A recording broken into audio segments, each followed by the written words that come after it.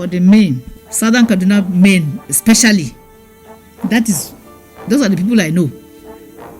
Southern Kaduna men especially. Please take care of your families, because most of the men, if the woman is trying, please don't hands off responsibilities for us. The Bible says that whoever cannot provide for his family is worse than an infidel. I think they should allow children that are gifted to make the sky their limit. But there can be no way a child is very intelligent, you press him down that because his age has not yet reached the level that he should go to the university.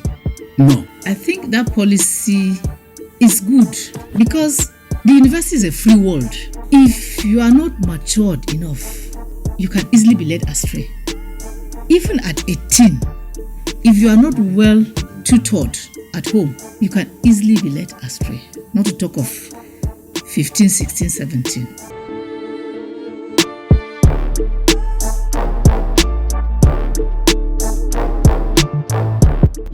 My name is Chief Anthony Anadayan Didam, the first Wazir in Baju, and this is my lovely wife,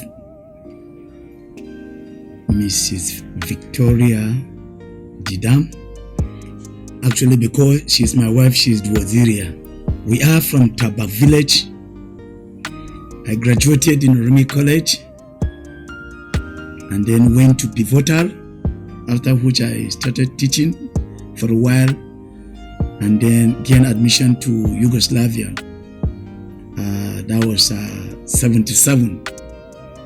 So I came back from Yugoslavia and then got a job with the local government, after which I proceeded to VOM to read animal health technology. I graduated there. Of course, still I went on in-service, I was still working. Then in the service, I grew up to the rank of Director of Agric and Natural Resources. How we met, in the first place, when I was in WTC Zonkwa, he had just returned from Yugoslavia and he had one table tennis equipment. So he used to come to our school to play with our students. Then I was a classmate to one of his nieces. So they were playing one day when we went to just watch them, and the niece said, "This is my uncle.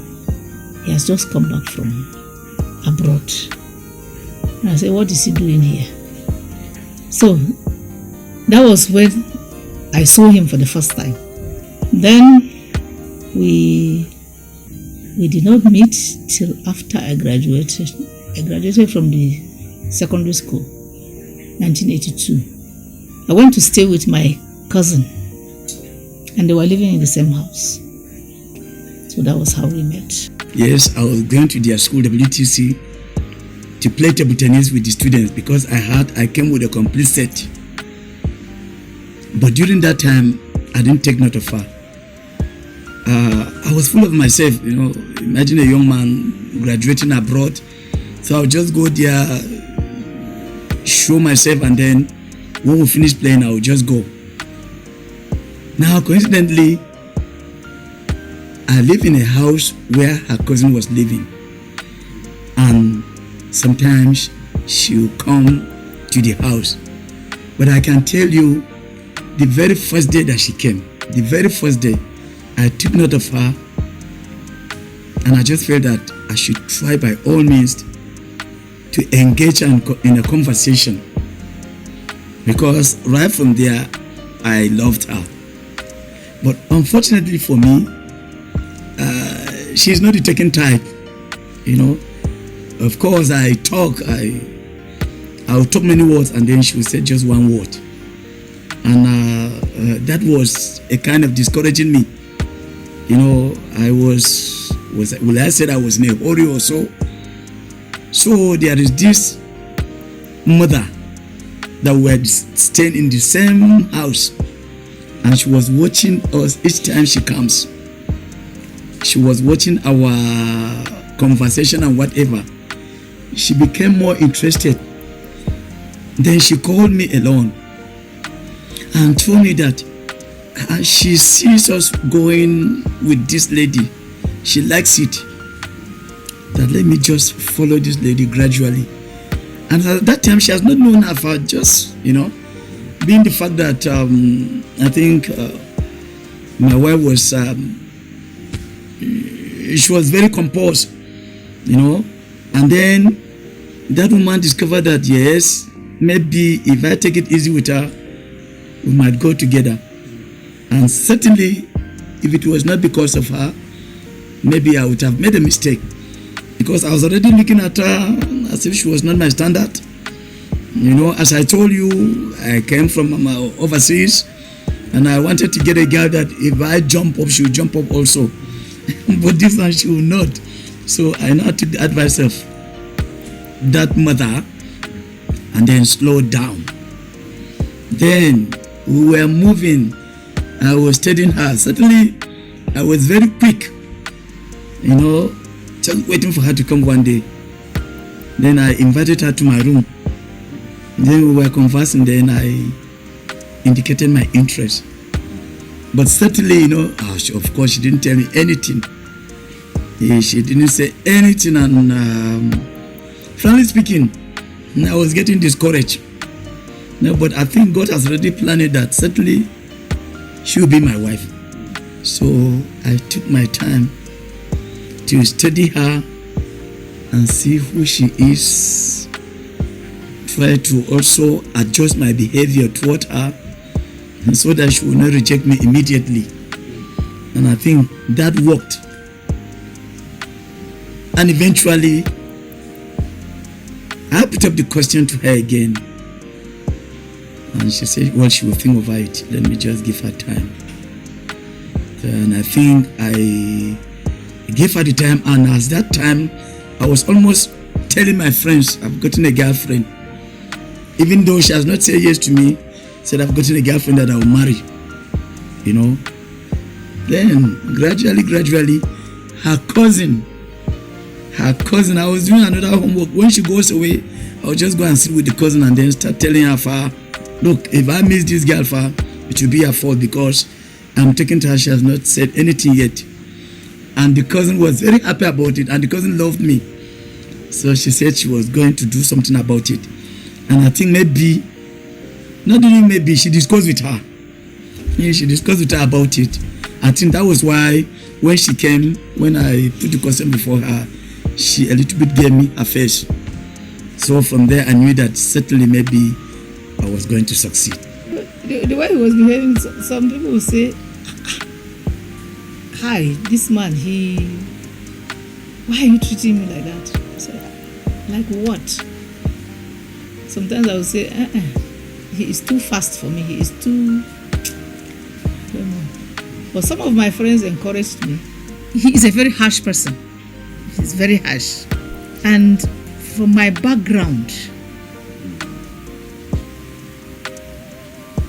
I find it very difficult to accommodate the harshness. But because I made up my mind, once I get into marriage, and that's a tradition in our house, in our own house, no.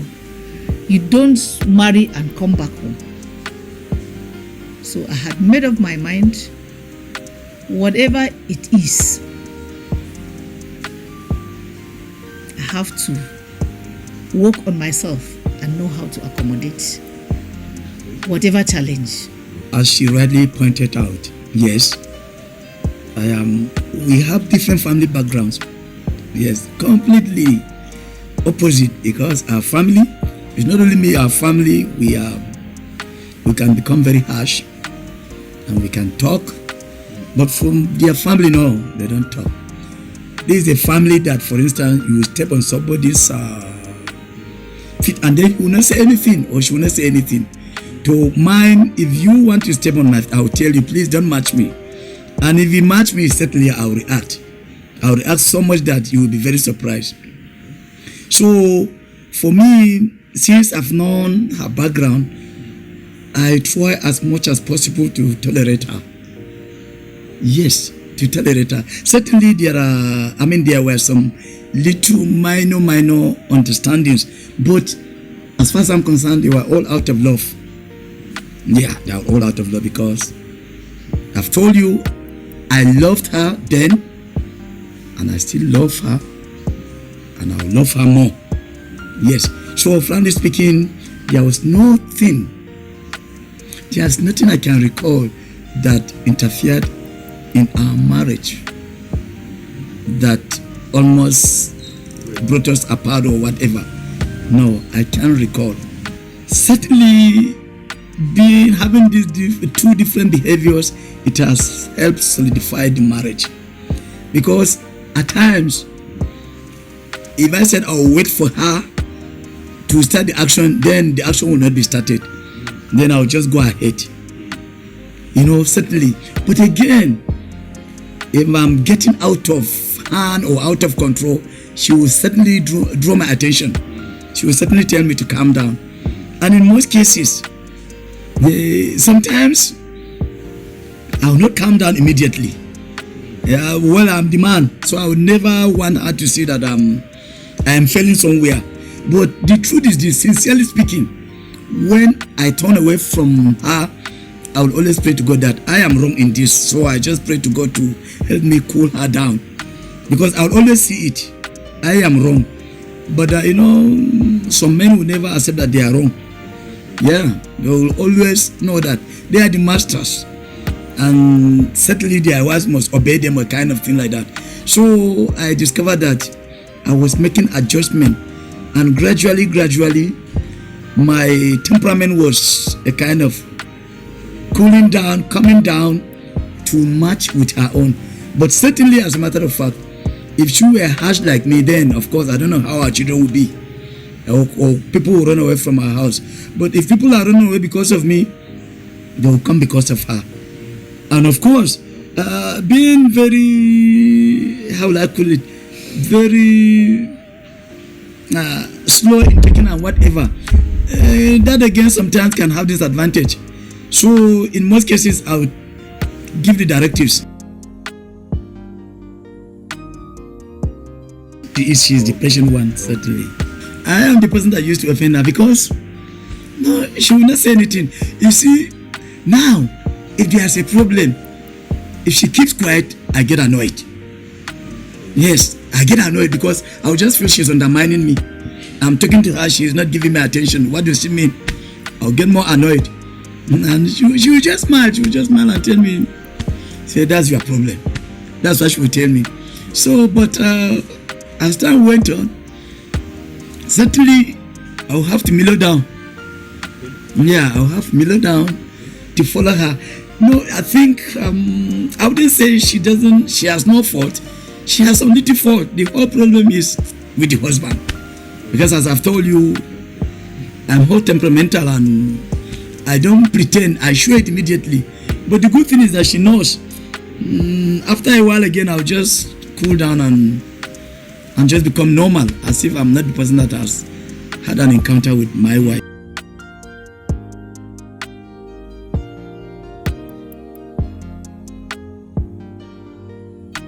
As a civil servant, and especially my kind of job, because I worked in the finance department, which requires greater attention, because if you don't pay attention, anything goes wrong, you'll be in for it.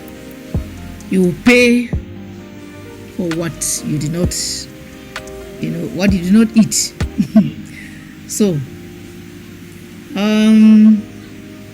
honestly, it was a great challenge to me, because I had to I was raising my children, and I had to concentrate on what I was doing. Definitely, I had to, especially with my last born, I had to hire one old woman. I came, I was taking care of her. But with the others, I could manage before they reached the age of 1. I could manage with them, going with them to the office. I will have people that will take care of them, and then while I work. Now, I was fortunate that I had 3 of them, 3 of my first children. I had them while I was in school.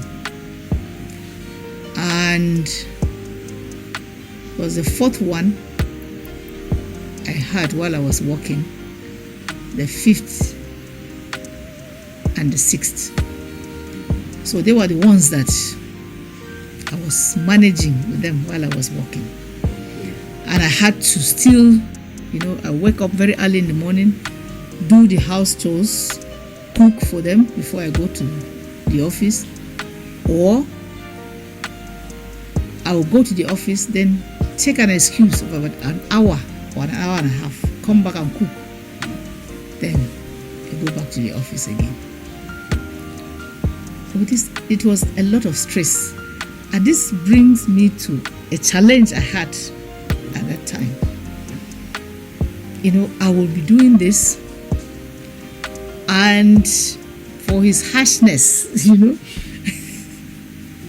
it got to a time that my head, because I was accommodating a lot of things, I was keeping a lot of things to myself,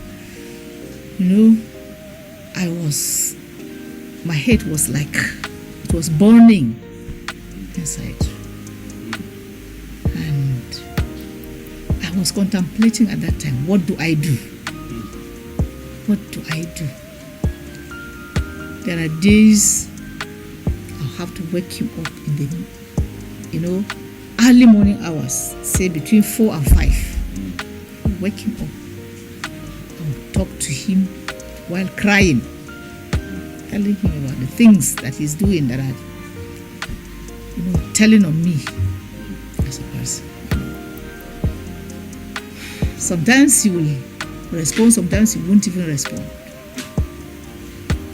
But I have to keep on talking about it.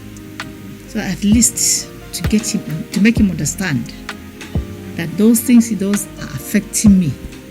They're affecting my health, they're affecting me psychologically. So with time I got, he got to understand. Well, the only thing I will say is that anybody that has gotten into marriage, and especially that you are marrying not for the sake of just marrying, but you are marrying the person you love, the person you have vowed to, spend life together with. I think no matter the challenge you are facing, no matter the challenge, try to work it out. Try to work it out. Because nobody can take your place in making your marriage work. It is only you and your partner that can make your marriage work. And you have to look for ways of making that work. Like I was doing. Sometimes I will talk, he will respond again he will explode again. And I will tone and let him be. But I will be crying my own. When I cry out, I get some relief. Yes. And I will be consoling myself and telling myself that I know one day this will be history. History not because I will live, but because I know that one day my marriage will work. Well, she has said it. You know, when it comes to family, maintaining the family, yes, I know what a father should do, but in most cases, it is the mother. It is the mother. As she told you, I am the type that would not want to live apart from my wife. As she graduated with very good result, and then ABU gave her graduate assistant. She would have been teaching in ABU. I know that has some disadvantages and advantages. If she had gone there, she would have become a professor a long time. She would have been teaching and then reading at the same time. But what I was afraid was that I didn't want to stay away from my wife. I didn't want anything that would come in between. So I told her, I said, look, I'm working in the local government. I know they call the local government, just come let us manage there. So that we will stay together, bring up our children the way we want it. And that worked. Because these children, we brought them up well. If they go astray now, it's left to them. They are all graduates. And as they are graduates, we can still hammer on them. They still listen to us. So, as a father, I make sure I don't just give my attention completely to the work. I know that was what was sustaining us. That was where I was getting income. That was where I was getting money that I'll feed my children. But again, I knew that there are some things that I needed to do with her. Now, let me just bring us back. Our first daughter, because she delivered and got admission. Now, how are we going to do it? She can't take the small girl to the university and to the how will I call it, where they were giving them accommodation. So now we had to stay with this little girl, and she comes every weekend from Zaria. Every weekend. At that time I was working in Kacha. Then she now taught me how to bath the baby. I knew that thing if I was doing it. And then packing the baby, I'll put her napkin, everything she taught me, so that when she leaves, I will continue with that. And then one woman was staying with us. So as a result of that, I think when she comes sometimes, I can always brag I can do what she can do also. Because I took care of our first daughter. Yeah, I took care of her. And I used to tell them. So I didn't just give my attention to my work completely. I also paid attention to the children. As I told you, we wanted our children to be different from others. To be different from others. And we started from the very beginning. And then they grew up with us.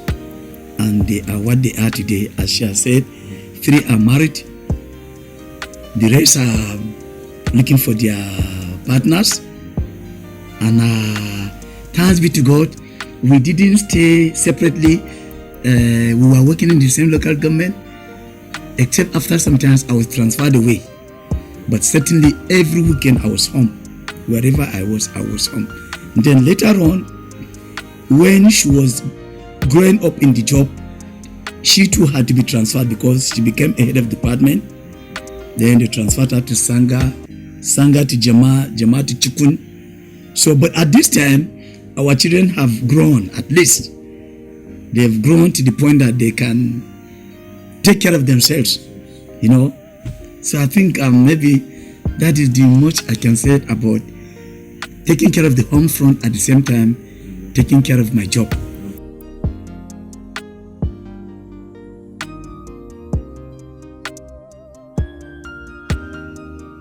Maybe let me start this day, but she has a lot to talk about this. First and foremost, marry the person that you love. Marry the person that loves you. And don't marry that person because of what he has. Because as at the time she married me, I had nothing. I was nobody. Yes, I don't know what she saw in me, but I saw in her beauty and good character and love. Yes. So maybe she will tell you what she saw in me. Now, you see, nowadays, the way I look at it, as if the marriage is just for to get a partner, and then after that divorce, and then be on your own. Nowadays you can't compare it with our time. Frankly speaking, I've seen marriages that after a month, a year, no more marriage and no regret. So we always tell our children, marry the person that you love and make sure that person loves you for who you are. And if I should advise our children now, our children and the youth in general, nobody should rush into marriage at all. Nobody should rush into it. It's not something that you can beat your chest and say, I will also go and marry. I'll go and get a husband or go and get a wife. No. Think about it. Think of the repercussions. Because there are some. Just the way I've told you about my harshness to my wife, one must be tolerant, One must be tolerant in this, because you have to try to study yourselves, As I told you, as time went on, I studied my wife, and I think I adjusted. But that does not mean that I don't get annoyed. But I know we can get annoyed. As usual, she will not say anything. I will talk A to Z. She will say just one word or so. Or she will just look at me and is it forget about me? And when she does that again, I get more annoyed. Yes, and because I feel that she's undermining me. But that is who she is. That is who she is. So I've gotten that, and we are marching on. I have seen and treated cases of divorce within a very short time of marriage. Because like in the Catholic Church, a couple sponsors a newly wedded couple, and whatever happens to that couple, the sponsors will be the ones to not the mediate parents. also. Not the parents. So, from my understanding of what is happening to the youth today, I think most youth go into marriage just because they feel I'm old enough to get married. They don't really think about the marriage life, the way to live it. They don't, consider options that could bring friction. They don't consider those options and think very well about them before getting into the marriage. And some maybe get married with expectations beyond the reality. Those with expectations, when they get into the marriage and they don't see what they expected to see, they get irritated and they feel they cannot stay in that marriage. And some that don't consider the options that could bring friction, they get into the marriage, and when there's anything that is bringing friction in the family, they feel this was not what I bargained for, and they feel they cannot stay in the marriage. I think the youth have to have a rethink, and they have to really consider, and really understand what marriage is all about before getting into it.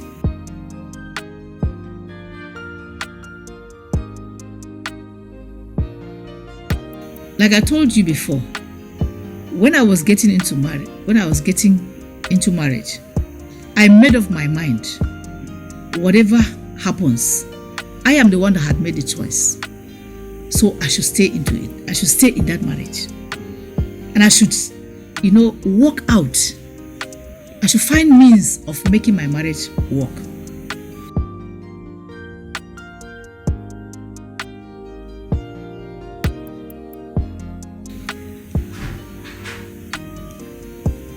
There are things that bring friction between husband and wife. Number one is, finances.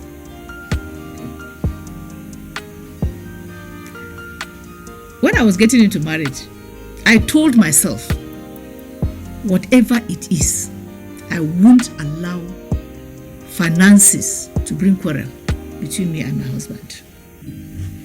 And I learned that from home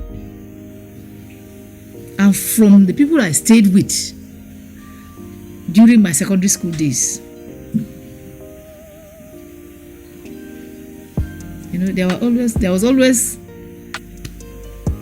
There could be friction between a husband and wife because the husband is always asking the wife, give me something, and he will not return it. Borrow and will not return. And the wife will feel, it is my money. You must give it back to me. And another wife will say, God forbid, I cannot spend my money on anything in the house, even to cook. Those are the kind of experiences I saw that will bring friction. And I said, me, by the grace of God, I won't allow that to happen. If I have the means, I will do it. Whether he gives me or not, I will do it. I will do whatever I can do in the house.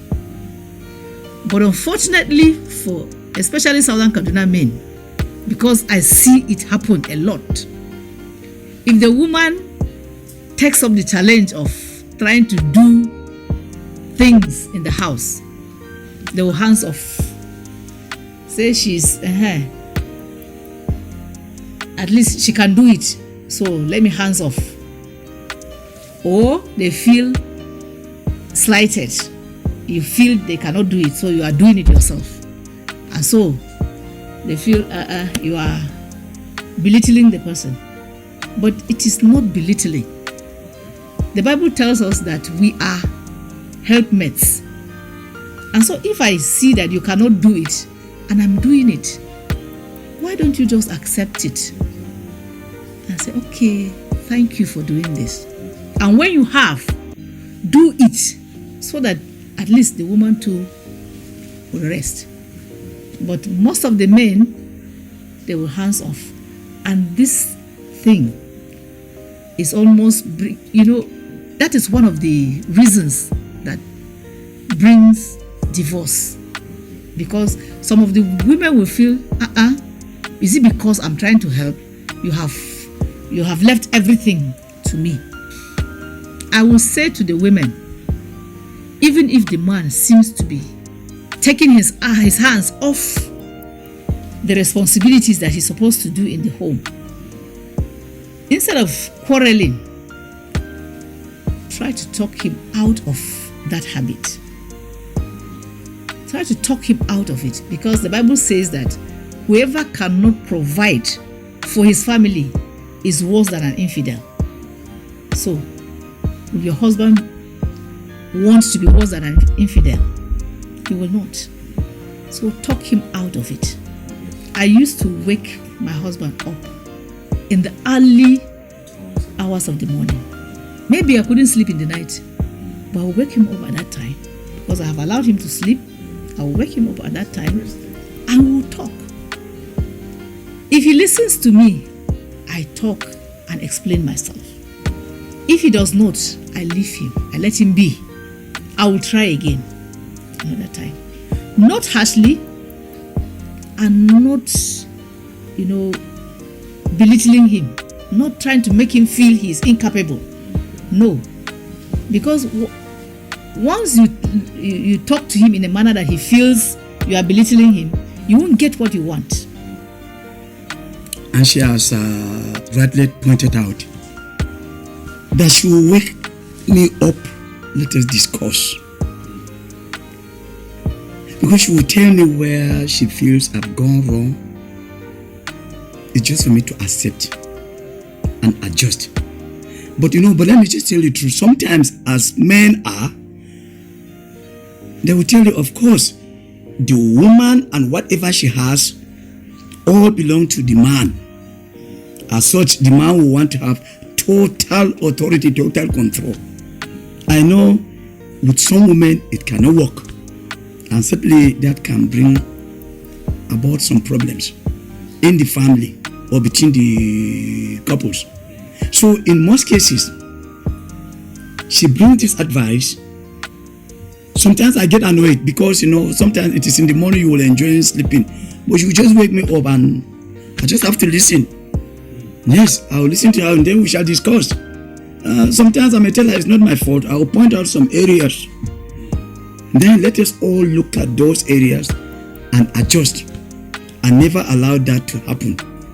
But again, I came to learn something during our marriage. You being the man don't always want to take decision alone. Yes, invite her, tell her what you want to do. Women have these domineering feelings. When you marry a woman, you feel that she should be completely under your authority. Give her directions to take. Sometimes you don't consider her. Now,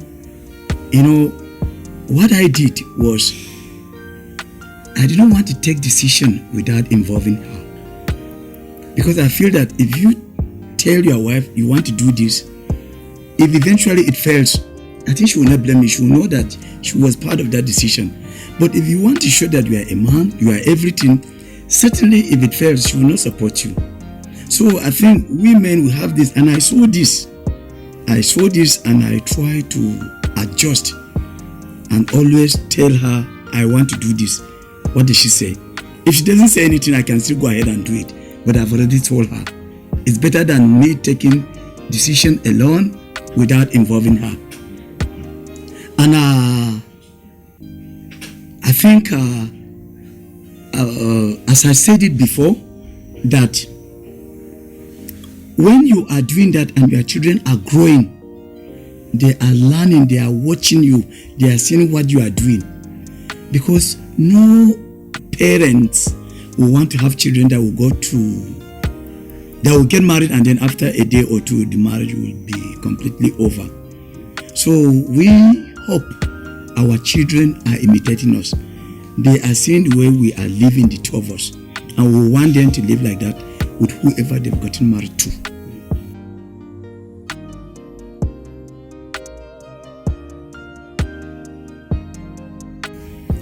Yes, I would just say I'm lucky to have this woman as my wife.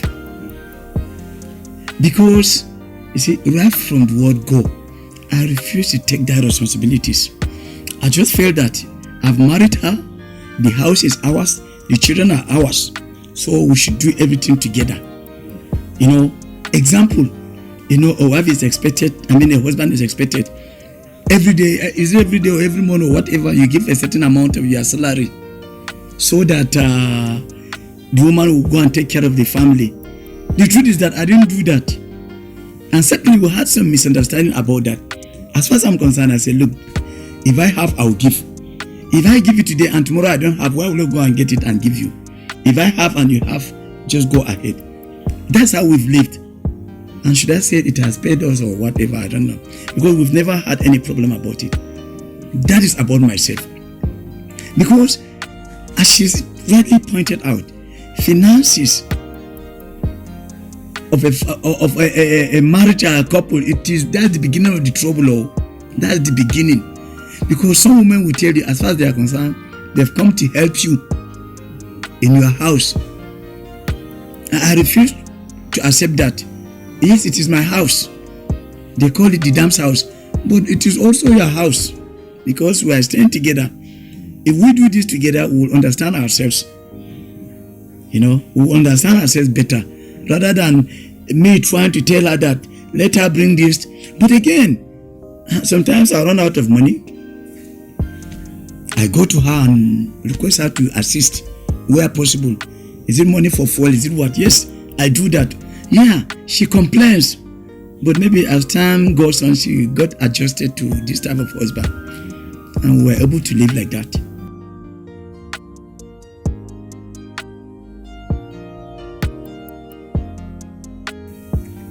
The best thing is for the couple, not to consider whatever belongs to you as strictly your own.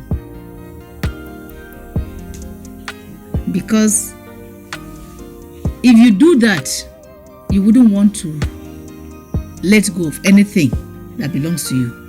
You want to keep whatever belongs to you to yourself. And that is what brings problems nowadays. Because the husband will say, my money is mine and I do whatever I want to do with it.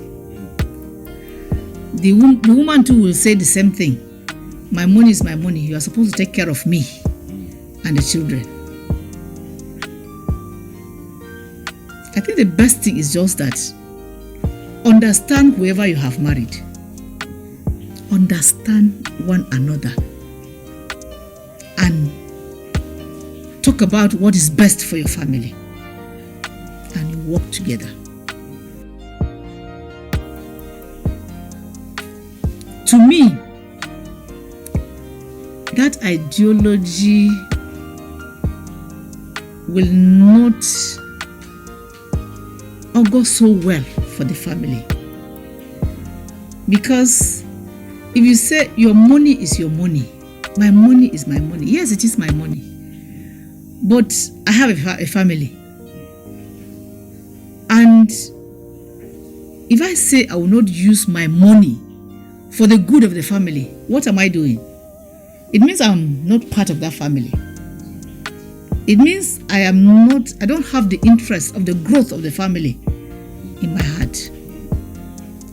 So, yes, your money is your money, but you have a responsibility of bringing up your children, of taking care of your own home, because there are certain things that you have to do as a woman in the family, whether your husband gives you money or not. And for the men, Southern Kaduna men especially, those are the people I know. Southern Kaduna men especially, please take care of your families, because most of the men, if the woman is trying and doing what she can do in the family, some will even say she says she can do it, let her continue, which is wrong. It doesn't mean that we feel you are incapable, that's why but we feel we need to help in the family. And if we offer to help, please don't hands off responsibilities for us. Do your own part. Do whatever. That is why sometimes some women will say, whatever money I have, I'll take care of myself with it. You, the man, is supposed to take care of the home. Because you married me, you are supposed to take care of me and the kids. But we are forgetting that the Bible says we are helpmates. If you are a helpmate, then wherever you can assist in the home, please do.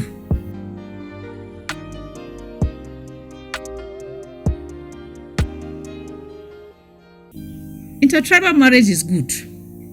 It is good because it fosters unity within the community or the country. It's just unfortunate that sometimes when you get into a certain culture, it becomes a bit difficult for some people to adapt. But if you are going into intertribal marriage, especially if you go outside of your own culture completely, you have to learn to assimilate, adapt to the people's culture. Learn it and adapt to it. Learn it and adapt to it. Because if you don't, you will look odd. You will be different from them, and you will not have a sense of security because you feel you are not part of them and they see you as an outsider. But if you learn their culture and adapt to it, they will see you as one of them and they will embrace you.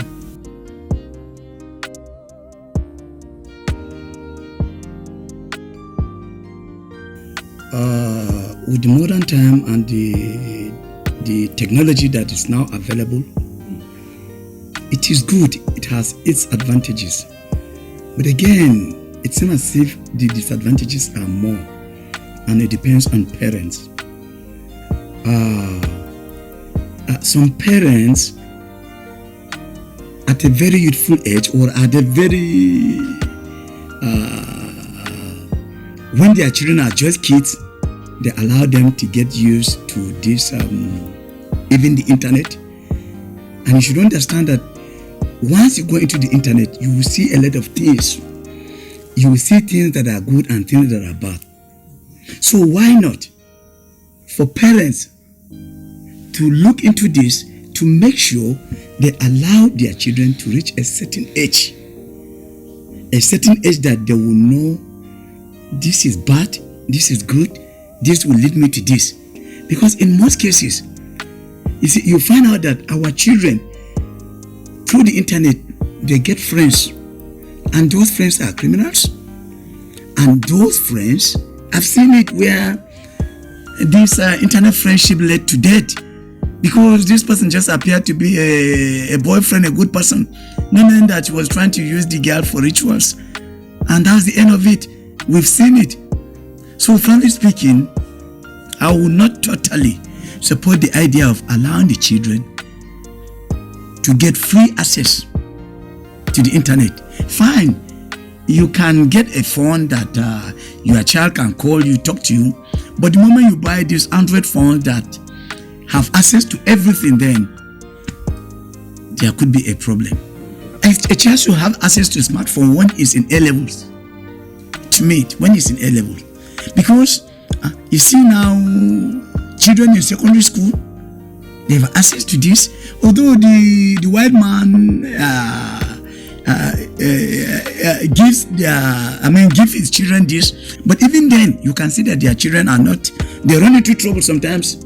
They get into problems. To me, to my own advice, you allowed your children access to these Android phones when they are in A levels. They've known the good and the bad.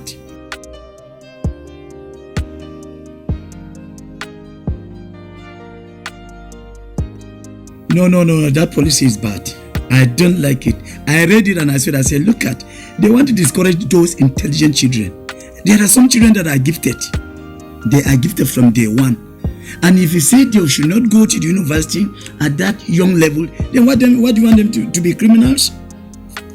I think they should allow children that are gifted to make the sky their limit.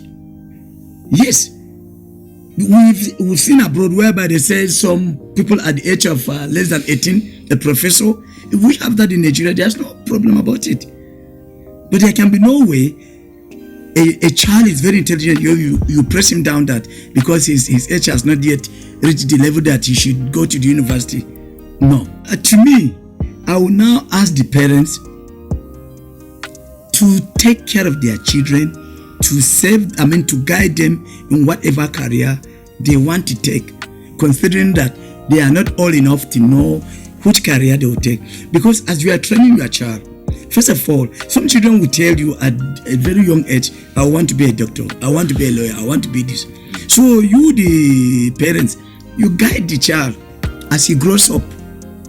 As he grows up, his eyes are opening, he's getting more ideas, rather than you trying to stop the child because his years are lower than what government expects or what government is saying below 18. I don't support that at all.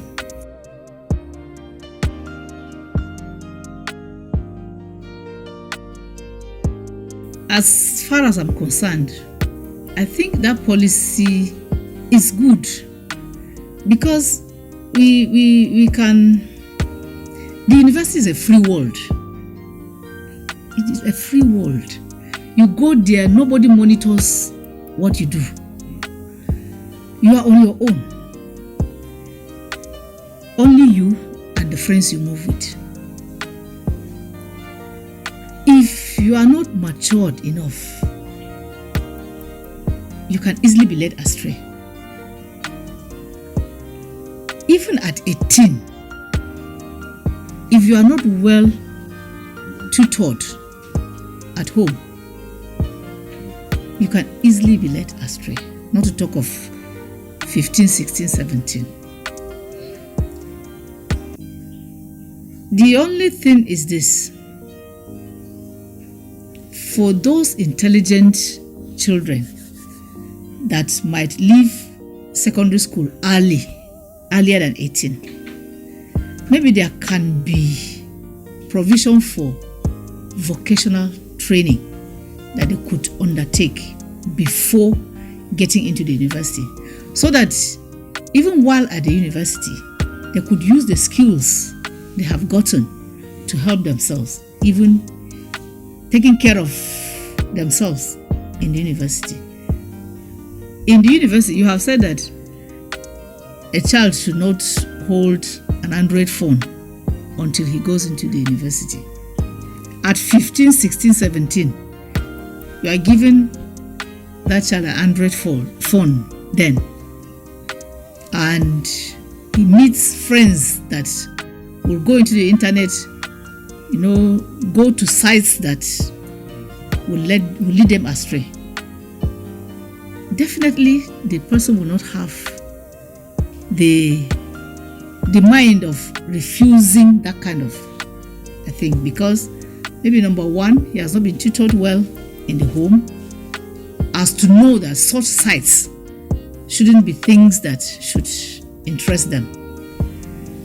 So they will easily be lured into things that you don't accommodate as a people. Because the Western world, they don't even care about religion, not to talk of the morals that we have over here. So they let out these things on the internet, and your children would go in. They feel it is a normal thing. So they will, adopt such kind of lifestyles. So I think, well, if the government will set up strategies that they could manage these very intelligent children, at least to give them skills that they could, they could learn before getting into the university. That will even help them. Even after the university, they will use those skills. Since there are not enough vacancies in the government circle to accommodate the graduates, learning skills early in life will make them better citizens in the future.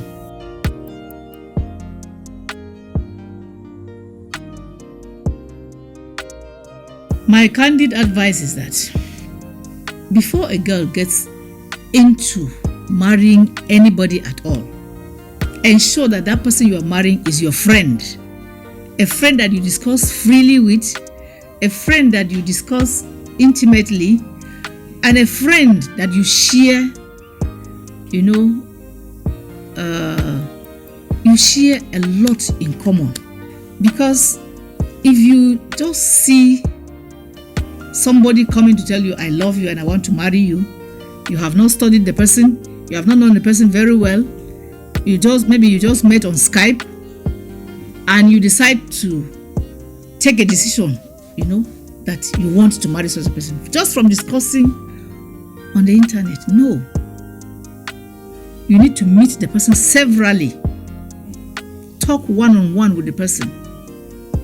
In fact, there are times you have to test the person to see his level of, temperament. To see his temperament. And then there are times you have to, check the person's background. Check the person's background.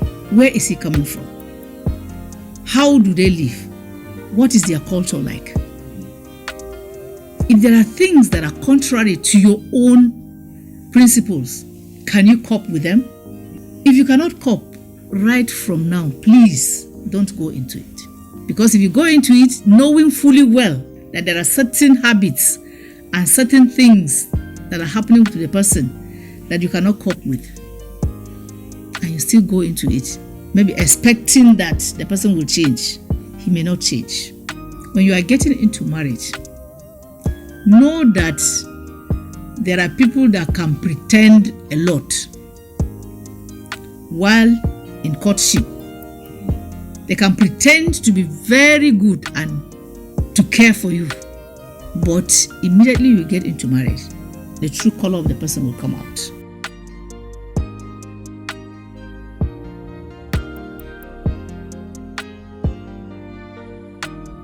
You may not know precisely, you may not know, but if your courtship is long enough, you might get to know, because most people cannot pretend for long. Most people cannot pretend for long. So you might get to understand that he has certain weaknesses. And those weaknesses you have to assess. Can you cope with those weaknesses? I would say at least 1 year, because to me, 6 months is not enough. At least be with the person closely for 1 year, so as to know him a bit. And then when you get into marriage, you are still studying your partner, because you can never know somebody completely. You are still studying the person, and you need to understand the person's weaknesses and then learn to accommodate. Understand one another, accommodate one another, or whatever you can do as much as possible. Even if you discover that you have made a mistake, or you have gotten into this marriage without actually studying the person, and you have seen certain things might irritate you, learn to forgive yourself for making that kind of a mistake, because that's the only way you'll find peace in your heart. Forgive yourself, because know that marriage is for life. That is the way it is. That is the way it is ordained. So forgive yourself for the mistake you have made, and then chart a path of peace. Give yourself peace first, then operate in a manner that you will try to find peace with your partner after understanding who he is and how he behaves. You need to tolerate a lot of things. As my wife has just pointed out, certainly getting into marriage is not a joke. Some of our children take it for granted. You see, in those days, you cannot just jump and find a lady and then start proposing. But now there is this internet. You go, as I've just said, you just see a beautiful girl. She will even say she's looking for a partner, and then you jump into it without knowing where she's coming from. There must be background checks. You must know who are her parents. You even go further than that. Even who are her grandparents.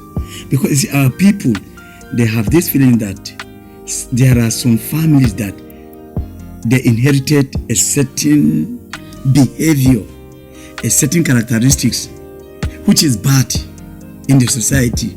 So for you to find a girl somewhere, maybe in Kaduna, without finding out who she is, where she comes from, you just jump into proposing to her, you want to marry her, even to the point of marrying her. I will advise our young boys to think twice. You must know whom you are getting married to. You must know the history of that family, the family she's coming from. You know, I know that now nobody is perfect. Nobody is perfect.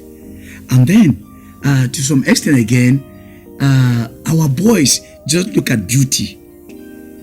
Well, people like me, I was lucky. Is it the beauty? Is it the manners, educational background? I got that, but not all men will be able to have that. So why not be patient? Just as she has pointed out, try to befriend a girl for a period of no less than 1 year. That will allow you to get to know yourself. That will allow you to hear advice from people. Because you see what is there? Sometimes if your son is getting married to a certain place, some people can come around to tell you, which house? That house? They will give you a story about that house. Nobody wants to. As marriage is for life. It's for life. So it's not something that you get married and they say tomorrow, no. So you need to do your homework very well. Know the person you are marrying, know where the person is coming from. Then other areas you can adjust. Because see, two people, two twins are not even the same. You are marrying somebody from a different family completely, maybe a different tribe. So you cannot have the same thing. You can't have the same behavior.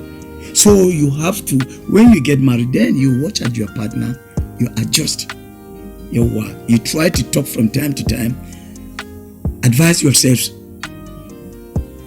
so that you will get the right thing. You get the right mindset of each of you. And then in that case, your marriage could last. I say it could last.